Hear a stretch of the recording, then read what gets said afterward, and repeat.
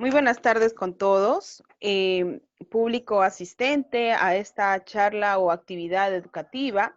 El Instituto Nacional de Enfermedades Neoplásicas, a través del Departamento de Promoción de la Salud, Prevención y Control Nacional del Cáncer, les da la más cordial bienvenida a esta actividad educativa en prevención de cáncer, donde se desarrollará el tema ¿cómo podemos prevenir el cáncer de colon? Quien estará a cargo de desarrollar esta actividad es la doctora Catherine Palacios Tairo, quien está en estos momentos presente y la dejamos en uso de la palabra. Doctora. ¿Cómo están? Buenas tardes con todos. Como bien mencionaron, el día de hoy es un tema importante el que vamos a tocar. El tema es ¿cómo puedo prevenir el cáncer de colon? Muy bien. Lo primero es conocer un poco acerca de la incidencia del cáncer, y con esto me refiero a la cantidad de casos diagnosticados, casos nuevos diagnosticados. A nivel mundial podemos ver en este gráfico que para los varones el cáncer de colorectal se encuentra en el tercer lugar, es decir, primero se encuentra el cáncer de pulmón, seguido del cáncer de próstata, y en tercer lugar el cáncer colorectal en frecuencia. Y en el caso de las mujeres a nivel mundial, primero es el cáncer de mama y en segundo lugar el cáncer colorectal. Si hablamos globalmente, podemos ver que más de la mitad de los pacientes diagnosticados con cáncer de colon, es decir, el 55% de los pacientes, se encuentran en países desarrollados. Pero lo anecdótico de esto es que más de la mitad de los pacientes con cáncer de colon que fallecen se encuentran en países en vías de desarrollo. ¿Y esto qué nos permite ver? Esto significa o nos permite visualizar probablemente que los países en vías de desarrollo no contamos con un sistema de tamizaje para el cáncer colorectal, lo cual ocasiona que no podamos encontrar los estadios iniciales o el estadio precáncer del cáncer colorectal, encontrando pacientes con estadios avanzados. Y con estos estadios avanzados, pues lamentablemente tenemos esas tasas de mortalidad. En cuanto a las cifras del Globocam 2018, vemos igual en la parte superior que hablamos de los países con índice de desarrollo medio o bajo y los países con índice de desarrollo humano alto. Y podemos ver entonces que los países con índice de desarrollo humano bajo o medio tienen mayor probabilidad de presentar, hay un mayor porcentaje de pacientes con cáncer colorectal versus los pacientes que se encuentran en países con índice de desarrollo humano alto. Vemos acá un 42%, pero de ese 42% los que fallecen solo son menos de la mitad de los pacientes, versus los países que tienen un índice de desarrollo humano medio a bajo, el porcentaje de los pacientes que fallecen es mayor, lo cual también confirmaría lo que estábamos hablando, ¿no? Que no tenemos un adecuado sistema de tamizaje, que la gran mayoría del acceso al servicio de salud en los países con un índice de desarrollo humano bajo o medio, a veces es difícil acceso, y eso ocasionaría pues que muchos de los diagnósticos de los pacientes se hacen en estadios tardíos. Igual vemos en los porcentajes en las mujeres. En los países con índice de desarrollo humano bajo a medio, el porcentaje es del 64% y la mortalidad casi es de más de la mitad, versus los pacientes que están en países con un índice de desarrollo humano alto, son un 41%, y menos de la mitad van a tener probabilidad de muerte, ¿no? Podemos ver en el INEM que igual entre el periodo del 2000 al 2016 los casos han ido en aumento. Vemos que en el año 2000 los pacientes que llegaron al INEM con el diagnóstico de cáncer de colon pues fue de 144. Para el año 2016 fue de 356 y se estima que esta cifra vaya en aumento. Acá es por eso que radica la importancia del tema que estamos tratando ahora y es necesario que ustedes tengan conocimiento de esto. Tenemos que hablar que el cáncer colorectal tiene diferentes presentaciones, digámoslo así, ¿no?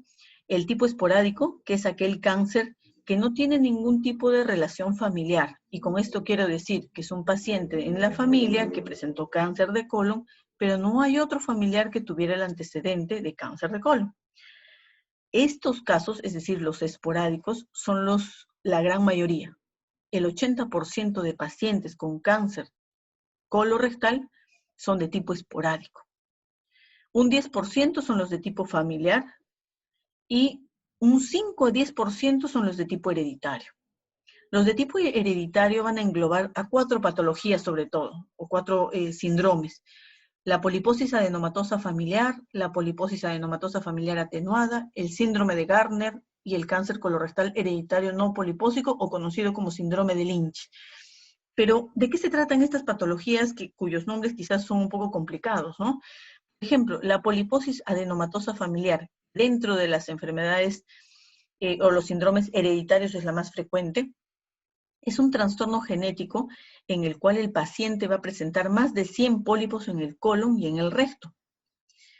Esta condición se presenta en 1 de cada 8.000 a 14.000 personas, es decir, que no es frecuente. Pero ya son familias que conocen que tienen estos síndromes y que saben que los heredan. Presentan, por ejemplo, el 50% van a presentar pólipos ya a los 15 años. El 95% lo hace a los 35 años y generalmente presentan un cáncer de colon antes de los 40 años. Y tienen otras manifestaciones además de la presencia de los pólipos. A veces pueden el riesgo de desarrollar cáncer de duodeno, cáncer de páncreas, cáncer de tiroides, meduloblastoma y hepatoblastoma. Pero cabe recalcar que estamos hablando de síndromes hereditarios. ¿Qué significa? Que ya la familia conoce, ¿no? El abuelo, el tío, la mamá sufren ya de esta condición, tienen el diagnóstico previo y saben cuál es el riesgo de de heredar dicha enfermedad en sus hijos y en sus nietos. Por lo tanto, ellos son familias que ya se hacen seguimientos o chequeos de prevención a temprana edad, porque tienen un riesgo mayor de desarrollar cáncer a temprana edad. Pero estamos hablando entonces de condiciones que solo influyen en un 5 al 10% de desarrollar cáncer de colon. Pero hemos hablado también que entonces el 80% de los pacientes diagnosticados con cáncer de colon son de tipo esporádico, es decir, que no tienen ningún tipo de relación familiar. Y ahí entonces debemos hablar acerca de los factores de riesgo que pueden influir en aquellas personas para que tengan una mayor probabilidad de desarrollar cáncer de colon. Los factores de riesgo, o mejor dicho, el cáncer en sí, es una enfermedad multifactorial. ¿Qué significa? Que es necesaria la presencia de una suma de factores que durante la vida se van acumulando para ocasionar el cambio en las células de los tejidos, un cambio anormal, para que estas células tengan un crecimiento y una producción acelerada, que es anormal, y no van a tener una capacidad tampoco de corregir. Por lo tanto, se va a tener ese crecimiento acelerado de las células, un crecimiento anormal que va a llevar al desarrollo de los tumores. Entonces, son la suma de estos factores los que van a incrementar mi riesgo de desarrollar o de presentar cáncer de colon. Podemos ver el desarrollo del cáncer de colon, el de tipo esporádico, no es un cáncer que se presenta de un momento a otro, o que se presenta de 1 año a 2 años. Generalmente, la presencia de una mucosa normal del colon debe presentar una serie de mutaciones genéticas, es decir, dentro del cariotipo, dentro de la genética, de la herencia genética que presenta cada célula, se presentan mutaciones. Son estas mutaciones a nivel de diferentes enzimas o sistemas o mecanismos de control celular que van a presentar el desarrollo de adenomas que con el tiempo pueden pasar de un adenoma de bajo grado a un adenoma con displasia de alto grado, a un carcinoma y potencialmente a la metástasis. Eso quiere decir que tiene que haber una serie de cambios en el tiempo que van a ocasionar el eventual desarrollo del cáncer. Ahora, para que existan estas diferentes mutaciones en el tiempo, tienen que haber factores de riesgo que ocasionen o favorezcan estas mutaciones. Y acá es en donde vamos a incidir un poco más. Tenemos, por ejemplo, como factores de riesgo, las enfermedades inflamatorias intestinales, que nos dan un mayor riesgo de hasta 2.9. ¿Cuáles son las enfermedades inflamatorias intestinales? Tenemos la colitis ulcerosa y la enfermedad de Crohn. Son enfermedades en las cuales hay una inflamación crónica permanente de la mucosa intestinal. Son pacientes que a temprana edad sufren de cuadros de dolor abdominal, distensión abdominal, episodios de diarrea, seguidos de estreñimiento, que a quienes se les ha realizado una colonoscopía, se les ha realizado una toma de biopsia y el resultado de la biopsia, es decir, la anatomía patológica, concluyó en una colitis ulcerosa o en una enfermedad de Crohn. Estas son enfermedades que requieren de un tratamiento inmunosupresor, es decir, bajar las defensas del cuerpo. Y eso también favorece a que estos pacientes tengan mayor riesgo de desarrollar cáncer de colon. Entonces, el riesgo también va a ser a temprana edad, es decir, a los 20 años tienen un 20% más de riesgo y a los 35 años un 43% más de riesgo. Lo característico en este tipo de pacientes que tienen estas condiciones es que ellos no van a tener esa secuencia de las que les hablé antes, es decir, una mucosa normal, el desarrollo de criptas, de adenomas con displasia bajo grado, adenomas con displasia alto grado y finalmente el cáncer. Esta secuencia en este tipo de pacientes se pierde. Y este tipo de pacientes sí pueden tener mayor riesgo de presentar un cáncer de colon a temprana edad y en periodos mucho más rápidos. Es por eso que estos pacientes requieren un tipo de seguimiento o chequeo de prevención diferente al de la población normal. Pero entonces, lo ideal es tener un diagnóstico adecuado. Si yo tengo molestias abdominales, tengo un hábito defecatorio que se alterna mucho entre las diarreas y el estreñimiento, tengo que ir a un médico. El médico me hará los estudios que requiero para darme un diagnóstico. No necesariamente tendrá que ser una colitis ulcerosa o una enfermedad de Crohn. Hay otras condiciones como el colon irritable, que a veces presenta la misma sintomatología, pero que no tiene este riesgo, no es considerada una enfermedad inflamatoria, por lo tanto no van a tener ese riesgo mayor y a más temprana edad que los pacientes con enfermedad inflamatoria intestinal. Entonces, ojo, es muy diferente el colon irritable que la colitis ulcerosa y la enfermedad de Crohn. Otro factor de riesgo muy importante es la obesidad y el cáncer. El incremento de 5 kilos por metro cuadrado en el índice de masa corporal nos va a dar un mayor riesgo, del 20% más del riesgo de cáncer de colon. El paciente obeso es un paciente que permanentemente tiene un proceso inflamatorio generalizado en todo el cuerpo. Y esto se evidencia, como podemos ver acá en el esquema, que los pacientes delgados tienen la activación de su sistema inmune favoreciendo una condición antiinflamatoria.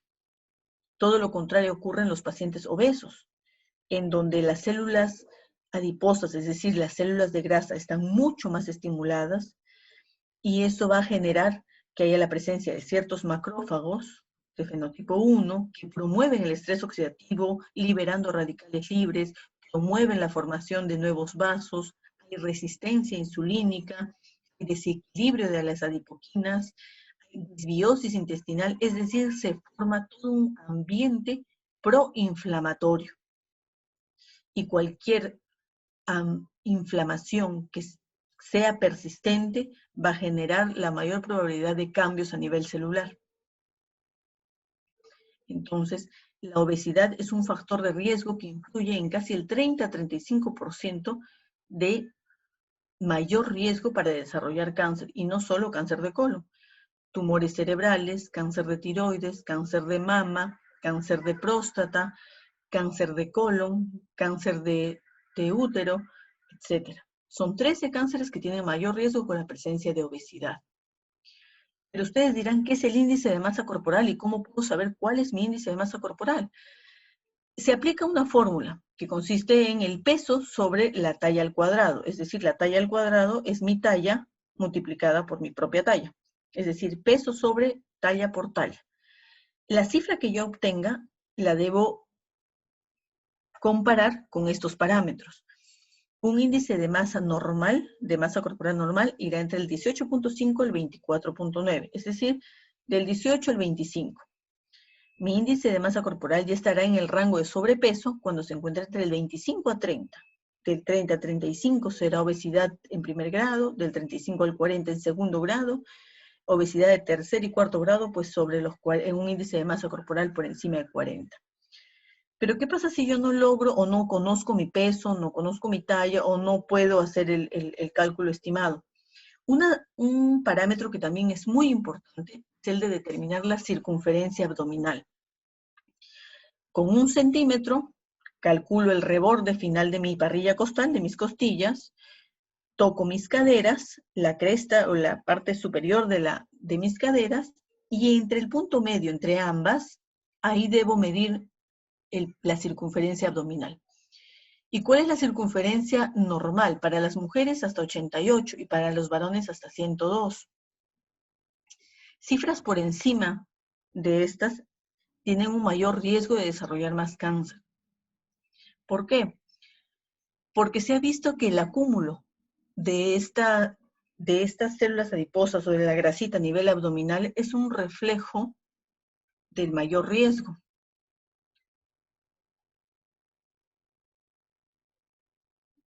Entonces es importante que ustedes sepan cuál es su circunferencia abdominal. Porque muchas veces tenemos personas que de repente, sacando su peso y su talla, tienen un peso adecuado para la edad, pero tienen una circunferencia abdominal mayor. Esas personas tienen también mayor riesgo de desarrollar cualquiera de los 13 tipos de cánceres. Otro de los factores que también es importante es el tabaco. Actualmente la edad de promedio en el que nuestros niños o nuestros jóvenes inician o entran en contacto con el tabaco es en la adolescencia, temprana edad. Y el hábito de fumar de larga edad, es decir, mayor cantidad de años de haber tenido este hábito y una mayor cantidad de haber fumado, es decir, más de 30 cigarrillos por día, se asocia a una mayor prevalencia de adenomas. Y los adenomas son aquellas tumoraciones que inician esa secuencia de cambio que eventualmente se puede convertir en un cáncer de colon. La edad de presentación en los pacientes que fuman se evidencia también a edades mucho más tempranas. Se adelantó hasta incluso en 7.8 años en los pacientes que fuman y beben alcohol, y de 5 años en promedio a los que solo consumían tabaco. Los fumadores con más de 35 años de hábito tabáquico tienen mucho más riesgo de recidivas de adenomas, es decir, de presentar nuevamente estos pólipos con riesgo cancerígeno luego de haber sido tratados. Y el tabaco, para una persona que ya ha tenido más de 15 a 20 años de haber estado fumando, pues una vez que incluso deje de fumar, deben pasar a cerca de 15 años sin fumar para que esa persona tenga nuevamente el riesgo de una persona normal que nunca tuvo contacto con el tabaco. Entonces, es importante, incluso para pacientes que ya tienen diagnóstico de cáncer, para que tengan una adecuada respuesta al tratamiento, el que ese paciente ya no deba fumar.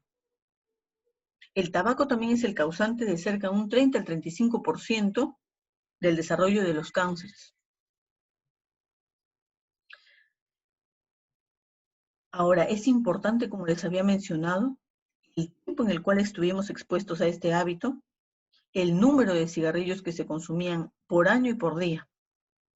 De igual forma, el cigarrillo electrónico, que es lo que actualmente está a veces reemplazando un poco al tabaco convencional, tiene el mismo riesgo, incluso más, por tener unos compuestos que se oxidan durante la aspiración y el uso del cigarrillo electrónico. Y que lamentablemente es un cigarrillo que está mucho más al acceso de nuestros jóvenes, porque la venta de dicho cigarrillo electrónico pues está incluso hasta en las redes sociales. Entonces debemos tener cuidado con nuestros jóvenes también y educarlos en que el tabaco es una de las drogas que tiene mayor adicción y que puede ocasionar múltiples tipos de cáncer, no solo cáncer de pulmón. Entonces, como recomendación es que uno nunca debe fumar. Entre otros los factores de riesgo de importancia, también es la dieta, que ocupa y que influye casi en un 30-35% también del riesgo para el cáncer. Tenemos entonces la obesidad, el tabaco y la dieta como 3 pilares importantes. Si nosotros, por ejemplo, observamos la cantidad de pacientes con cáncer colorectal en Europa, en África, en América, si hablamos por continentes, vamos a ver que hay una cierta conducta que depende mucho del tipo de dieta. Aquellos países que tienen una dieta mediterránea tienen menos casos de cáncer colorectal. Y podemos ver por qué. Porque la dieta mediterránea predominantemente es a base de frutas, verduras, legumbres, es decir, granos y fibra.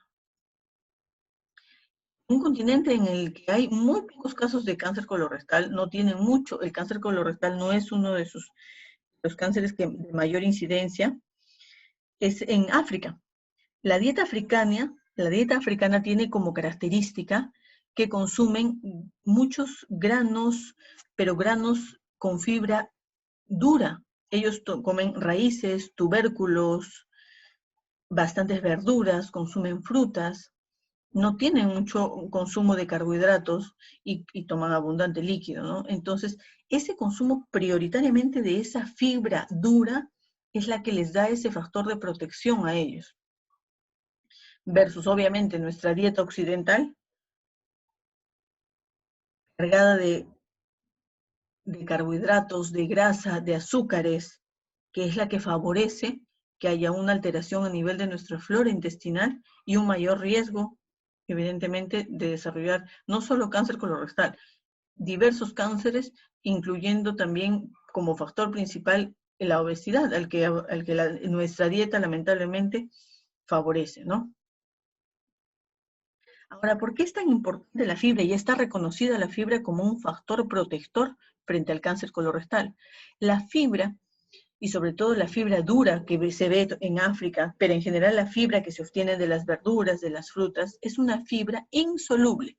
¿Qué significa? Cuando nosotros ingerimos las verduras y las frutas, nuestro organismo, el estómago, no tiene la capacidad para poder digerirla. Por lo tanto, esta fibra pasa completa hacia los intestinos, en donde las bacterias de nuestra flora normal van a fermentarla y van a obtener una serie de ácidos grasos, entre ellos el butirato. El butirato es el más importante de ellos. ¿Por qué? Porque tiene un factor de control celular. ¿Qué significa? Va a mantener a las células del colon en una multiplicación o en una diferenciación normal, las va a mantener sanas. Al momento de detectar alguna anormalidad, va a favorecer que se pueda eliminar a aquella célula que está teniendo alguna anomalía. Es por esto que la fibra favorece, mediante la fermentación de sus compuestos, favorece y se convierte en un factor protector frente al cáncer colorectal. Entonces ahí es importante que hablemos de la flora bacteriana, ya que es la que fermenta a la fibra. Es necesario que nosotros tengamos en cuenta que tenemos bacterias propias del organismo en diversas partes de nuestro cuerpo, en la cavidad oral, a nivel de vagina, en el estómago, en el colon, etc. Pero es muy importante que esta flora bacteriana se mantenga en equilibrio, es decir, que haya una homeostasis, es decir, que haya un equilibrio entre la cantidad de bacterias. Si este equilibrio se pierde, esto va a favorecer a que haya una mayor proliferación de las células, a que haya un mayor estímulo de las enzimas de estas bacterias, a que haya un mayor despertar del sistema inmunológico con las diferentes cascadas proinflamatorias, y que se lleve y se inicie esa cascada que les había comentado inicialmente de desarrollo de los adenomas, que eventualmente, inicialmente serán con displasia de bajo grado, luego displasia de alto grado y eventualmente el desarrollo de un cáncer. Entonces, el equilibrio de esta flora bacteriana normal va a permitir que la fibra tenga adecuados niveles de butirato. Por ejemplo, y este butirato, como les había comentado, detiene el crecimiento de los colonocitos que son enfermos o aquellas células que tengan un crecimiento normal, induce la diferenciación, inhibe protoncogenes que favorecen el desarrollo del cáncer e induce la apoptosis, es decir, la muerte de aquellas células que presentan anormalidades. Pero entonces, ¿qué puede ocasionar alteraciones en mi flora bacteriana normal? Si yo tengo una dieta baja en carbohidratos, en fibra, o uso antibióticos de manera indiscriminada, porque creo que tengo un resfrío, ya me tomo amoxicilina, o por si tengo una heridita en la piel, ya se toman dicloxacilina, etc. Va a favorecer que haya una disminución de las principales colonias bacterianas y por consiguiente no va a haber una adecuada cantidad de bacterias que vayan a producir una adecuada cantidad de butirato. Es decir, un bajo consumo de fibra o el uso indiscriminado de antibióticos, sobre todo en nuestros niños, que es en donde debemos cuidar más esta flora bacteriana, va a llevar a una consecuente pérdida de estas colonias bacterianas y la fibra que vayamos a consumir pues no va a poder fermentarse ni a producir butirato. Pero si yo consumo una adecuada cantidad de fibra, esto va a llevar a que haya un incremento en la producción, en la fermentación, a través de los Clostridium y de las ruminococáceas, va a producir mayor ácido butírico o butirato, y con esto mantener un control a nivel de la diferenciación celular. Entre otros los factores de riesgo que incluye, que es de relevante importancia acá cuando hablamos de cáncer de colon, es el consumo de carne roja y carne procesada. Como podemos ver, la OMS dio la categorización de grupo 1, es decir, un alimento que produce cáncer, para la carne procesada. Y para la carne roja lo colocó en la clasificación como grupo 2A, es decir, probablemente causa cáncer. Pero entonces, ¿eso significa que debamos dejar de consumir carne roja? No. Lo importante es lo siguiente, que entendamos lo siguiente. La presencia de estas aminas heterocíclicas, que son las que estimulan o favorecen el desarrollo del cáncer, van a guardar relación con el tipo y el grado de cocción al que sometemos a nuestra carne. Y ese tipo y grado de cocción es el que va a dar el mayor riesgo de cáncer colorectal, el desarrollo de los adenomas y los pólipos. La presencia de las aminas heterocíclicas y los hidrocarburos aromáticos policíclicos guardan relación con mayor riesgo no solo de cáncer colorectal, es decir, la inadecuada cocción a temperaturas altas de la carne roja no solo incrementa el riesgo de cáncer colorectal, sino también el cáncer de páncreas, de mama y de próstata. ¿Cómo es que se obtienen o de dónde salen estas sustancias? Las aminas heterocíclicas son aminas que se activan, inician a los 100 grados cuando sometemos nuestra carne a elevadas temperaturas, es decir, a más de 100 grados, o cuando, por ejemplo, la sometemos al aceite caliente y las frituras. Entonces, ¿cuál es lo recomendable? Porque no se prohíbe el consumo de carne. El consumo de carne es una de las fuentes proteicas y ricas en fierro para nuestros niños sobre todo, y que es necesario como ingreso de fierro animal para todas las personas. Entonces, debemos aprender a cómo debemos comer. Lo recomendable es entonces que consumamos la carne roja, pero al vapor o hacer estofados o hacerla hervir. ¿Por qué? Porque cuando colocamos la carne, y sobre todo en la mayoría guardamos carne congelada, inmediatamente la sacamos y la ponemos a veces a freír, ese cambio de temperatura de la superficie caliente versus la carne y la carne que elimina sus jugos, eso elimina vapores. Y esos vapores son los que contienen las aminas heterocíclicas y sobre todo los hidrocarburos aromáticos policíclicos. Entonces son estas dos sustancias las que se encuentran en mayor cantidad, sobre todo cuando preparamos la carne roja a altas temperaturas y en superficies calientes, como la parrilla o cuando hacemos frituras. Entonces lo recomendable es que consumamos la carne en guisos, al hervir, al vapor, etc. Se aconseja, como les decía, cocinar a temperaturas bajas. Si decido el día de hoy hacer un churrasco, es decir, freír la carne, pues hacerlo a temperaturas bajas, no subir demasiado la temperatura para que la superficie sobre la cual va a reposar la carne y los jugos van a entrar en contacto no liberen esos vapores. Hacerlo a temperaturas bajas y de repente por periodos más largos que permitan la cocción adecuada de la carne. Y se aconseja que la frecuencia de consumo sea de 2 veces por semana. Es decir, debemos tener una dieta equilibrada, alternada. No todos los días consumir carne. Un día se comerá carne, al día siguiente pescado, seguido de un guiso solo de verduras, luego pollo o pavita, etc. Debemos saber balancear nuestra dieta y tomar siempre con pinzas la información que obtenemos, ¿no?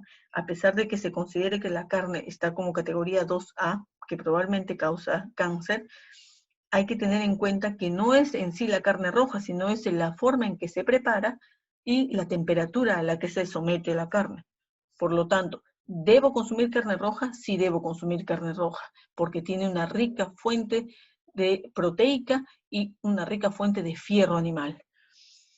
Por lo tanto, consumirla 2 veces a la semana y tratar de que la cocina o que la cocción sea sea a vapor o hervir o hacer estofados, ¿no?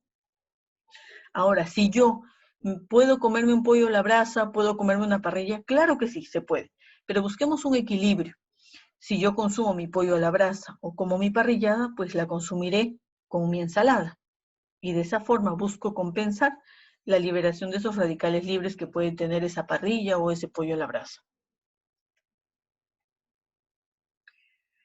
Habíamos mencionado que la suma de todos estos factores favorecía a cambios a nivel de la mucosa, cambios que son genéticos, cambios dentro de la célula que van a favorecer el desarrollo de pólipos. Y estos pólipos, como quizás muchas personas han tenido alguna vez alguna colonoscopía y les han dicho que tienen pólipos, hay pólipos de tipo hiperplásicos que se pueden extraer y requieren un seguimiento muy espaciado de cada 5 a 10 años, pero tenemos los pólipos de tipo adenomatosos, que son necesarios de extirpar y estudiar para ver el tipo de componente. Es decir, será el patólogo quien verá ese pólipo o ese adenoma y determinará si tiene un mayor componente tubular o tiene un componente túbulo velloso o tiene un mayor componente velloso.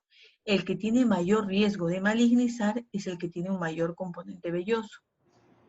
Pero eso solo lo sabrán con el resultado de la anatomía patológica. Y a esto voy, ¿por qué? Porque muchos pacientes a veces se realizan sus exámenes, se realizan su colonoscopía, les hacen una biopsia, pero nunca regresan por el resultado de anatomía patológica. Creen que todo el tratamiento quedó ahí y ahí es donde es todo lo que se debe hacer. Regresen por todos sus resultados, vuelvan y recojan sus resultados de biopsia y que les expliquen cuál es el resultado de sus pólipos, cuál es el componente y cuál es el riesgo y cuál debe ser la forma de hacer el seguimiento para continuar haciendo una prevención de cáncer de colon. Características colonoscópicas, pues los pólipos que no tienen riesgo de convertirse en cáncer de colon, pues tendrán un aspecto más pálido, rosado, sin tantas manchas. Mayor riesgo, pólipos con mayor riesgo de malignizar o que ya tengan algún componente de cáncer, pues visualmente para el médico irá cambiando. Será más oscuro, presentarán vasos y obviamente mientras más marrón, mayor de vasos interrumpidos, van a tener un mayor riesgo de probabilidad de tener focos de adenocarcinoma. Entonces, es importante los aspectos clínicos de los pólipos. Como se vio en un estudio, se vio que aquellos pólipos que presentaban un mayor tamaño, es decir, más de 1 centímetro de tamaño, o que se presentaban en mayor número, tenían un mayor componente de displasia, es decir, mayor porcentaje de tejido precanceroso, por lo tanto un mayor riesgo de convertirse posteriormente en un adenocarcinoma. El valor de la prueba de sangre oculta en heces, que es importante como un método de tamizaje. La sangre oculta en heces se utiliza y es eficaz para la detección de las lesiones malignas de colon, porque tiene como objetivo poder detectar la presencia de sangre dentro de las heces. Entonces, ¿es importante realizarse un TEBEN o una sangre oculta en heces? Claro que sí, porque nos permite el hallazgo microscópico de este sangrado. Existen diferentes exámenes con sangre oculta de heces. Algunos de ellos, o los que inicialmente se usaban, pues como la resina de guayaco, o la ortotolidina, o la benecidina, en los cuales uno debe tener el cuidado de la restricción dietética o el cuidado con los medicamentos que estoy tomando. Si tenemos, por ejemplo, un paciente que toma aspirina, o toma ibuprofeno, o toma alguna otra medicación, y le van a realizar este tipo de examen, es conveniente que ustedes como pacientes pregunten si es que tienen que hacer algún tipo de dieta o si de repente deben dejar de tomar su medicación un día antes de poder recolectar la muestra. Es importante porque eso puede modificar el resultado. Otros exámenes como los inmunológicos, el de inmunotinción y la inmunoluminiscencia, no se ven afectados del tipo de dieta que puede tener el paciente ni por la medicación que puede haber recibido. Entonces puede recolectar su muestra sin ningún problema. Entre otros test, tenemos también, actualmente salió el test ADN en las heces, que busca detectar dentro de las muestras de heces, aquellas alteraciones genéticas que les había mencionado inicialmente. Es decir, buscan aquellas alteraciones iniciales, pudiendo detectar de forma precoz aquellas condiciones de mayor riesgo de cáncer de colon. Hoy día, sorpresa de viernes. Entre otros exámenes tenemos la colonografía computada, es decir, un tipo de colonoscopía de forma virtual, la cápsula endoscópica. Colonografía tomográfica computada tiene una sensibilidad hasta el 83% y una especificidad de casi el 98%. ¿Cuál es el problema de la colonografía computada? Es decir, a través de la tomografía se hace como una colonoscopía virtual, sin tener que introducir la cánula, sin tener que pasar quizás por los días previos de preparación, que muchas veces son traumáticos para algunas personas, pero en el caso de encontrar algún pólipo, no va a poder tratarse, es decir, no se va a poder resecar ese pólipo, lo cual ameritaría que el paciente tenga que prepararse para hacerse una colonoscopía eventualmente. La cápsula endoscópica de colon, que tiene una sensibilidad de 83%, especificidad del 89%, son pruebas que son muy costosas. Y finalmente la colonoscopía con una sensibilidad y especificidad del 100%. Es decir, la colonoscopía sigue siendo el mejor método para poder encontrar los pólipos o los adenomas, que son esos tumores pequeñitos que son el primer paso o el cambio inicial para el desarrollo del cáncer, y que es necesario que puedan ser tratados, resecados, para poder ser posteriormente estudiados y sugerir la forma de seguimiento del paciente. Entonces, concluyendo yo un poco, ya marcando los puntos más importantes, es reconocer que las tasas de incidencia están en aumento. Los casos de cáncer en general están en aumento, y el cáncer de colon no es ajeno a esto. Es por eso que requerimos algún método de tamizaje que se pueda aplicar a nivel poblacional. Debemos tomar en cuenta los factores de riesgo que mencionamos. La edad, todo paciente mayor de 50 años tiene mayor riesgo de desarrollar algún tipo de cáncer. La raza, antecedentes familiares, la obesidad, que es un factor de riesgo importante, que se ve favorecida obviamente por el sedentarismo, el consumo de carnes rojas, la forma en que se consumen sobre todo, carnes procesadas o curadas como los embutidos y las jamonadas. Una dieta baja en fibra favorece también el riesgo de cáncer, la presencia del cáncer, el consumo de tabaco, consumo de alcohol y algunos antecedentes quirúrgicos. Entonces es recomendable evaluar esos riesgos, pero también tomar en cuenta que hay algunos factores de riesgo de tipo generacional. ¿Y qué significa esto? Si ustedes se dan cuenta, la alimentación, el estilo de vida de nuestros abuelos fue muy diferente al estilo de vida que probablemente llevamos nosotros actualmente y que llevarán nuestros hijos. Cada vez más se realiza menos actividad física, hay mucho mayor sedentarismo en nuestros jóvenes, en nuestros niños. La alimentación ha cambiado totalmente, antes era una alimentación mucho más sana. Actualmente, debido a la vida tan acelerada que llevamos muchos, pues se come a veces comida chatarra o los deliveries, favoreciendo el mayor consumo de carbohidratos, menor consumo de fibras, mayor obesidad. Tenemos como problema ahora no solo la desnutrición, sino también la obesidad en nuestros niños. Entonces tenemos y se evidenció que en los nacidos a partir de 1985 tienen 2 veces más riesgo de desarrollar cáncer de colon y 4 veces más riesgo de cáncer de recto. Entonces es necesario y es costo efectivo, es decir, la necesidad de tener un método de tamizaje que nos ayude a prevenir el cáncer de colon disminuiría la incidencia y la mortalidad. La técnica utilizada para esto va a depender mucho de la disponibilidad de recursos y del acceso a ellos. Y con esto, sobre todo, va a la recomendación de si yo tengo el acceso o la posibilidad, si vivo en Lima y tengo mi seguro, ya sea de salud o SIS, o cuento con algún tipo de EPS y tengo más de 50 años y puedo conversar con mi médico, solicitar una colonoscopía. Si la colonoscopía sale normal, pues mi siguiente intervalo de control o de chequeo será dentro de los siguientes 10 años.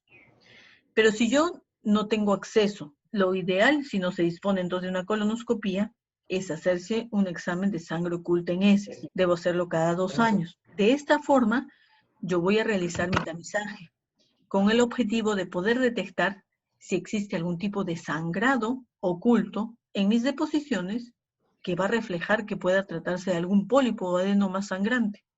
De esa manera, si yo tengo un resultado positivo en mi sangre oculta en heces, me derivarán a un hospital de mayor complejidad para que se haga una colonoscopía. No pensando en cáncer, ojo, pensando en algún pólipo con alguna ulceración o alguna tumoración que esté en crecimiento, que pueda ser tratada y resecada con el objetivo de poder prevenir el desarrollo más adelante de un cáncer colorectal.